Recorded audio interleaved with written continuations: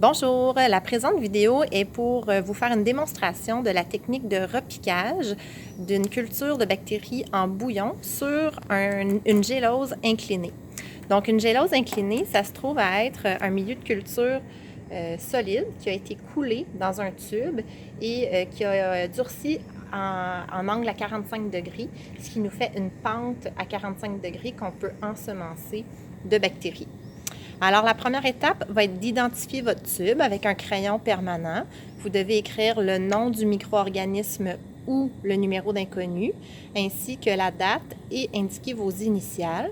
Et idéalement, vous essayez d'identifier le tube à l'endos de la pente, de façon à ce qu'on laisse un endroit de verre clair pour bien observer la culture de bactéries le lendemain.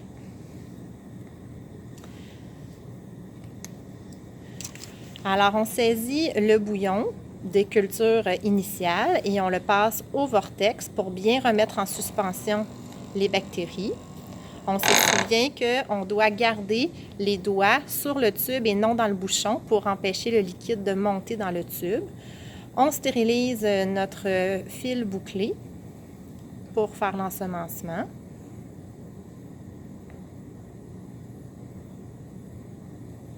On laisse refroidir un petit peu le fil tout en dévissant le bouchon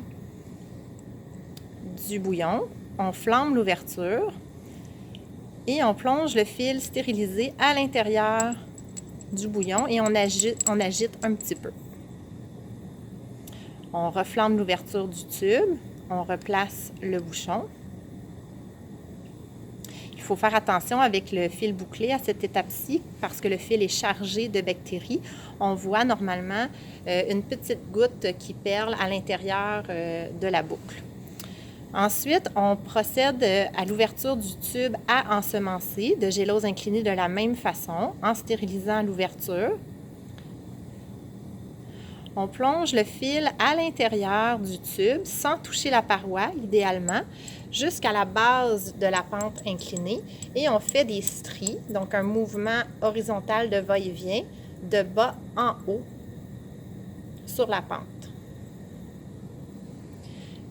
Bien flamber l'ouverture du tube, fermer le bouchon et stériliser le fil bouclé dans la flamme. Nous venons de faire un repiquage d'une culture en bouillon sur une gélose inclinée.